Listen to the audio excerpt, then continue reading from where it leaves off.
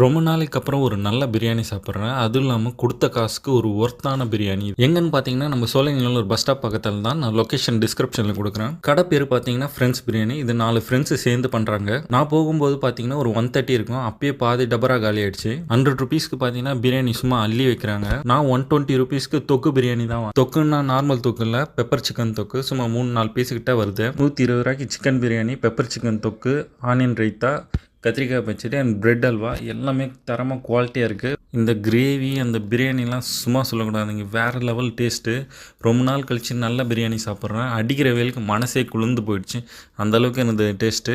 இவங்க ஸ்டார்ட் பண்ணி 1 வீக் தான் ஆகுது, பட் போக போக நல்லா பிக்கப் ஆகிடும். ஏன்னா டேஸ்ட் அந்த மாதிரி. இந்த வீடியோ பார்க்குறவங்க கண்டிப்பாக போய் ட்ரை பண்ணுங்கள். ட்ரை பண்ணிவிட்டு கமெண்ட்ஸில் வந்து தேங்க்யூன்னு தான் சொல்லுவீங்க, அந்தளவுக்கு இருக்கும் பிரியாணி. இவங்க கொடுக்குற ஐட்டம் எதுவுமே குறை சொல்கிற மாதிரி இல்லை, எல்லாமே சூப்பராக இருக்குது. பிரெட் அல்வாலாம் பார்த்தீங்கன்னா நான் சாப்பிட்ட அந்த கொஞ்சம் இதுலேயே அவ்வளோ முந்திரி இருந்துச்சு. சோலைங்கல்ல சைட் பண்ணிங்கன்னா கண்டிப்பாக ட்ரை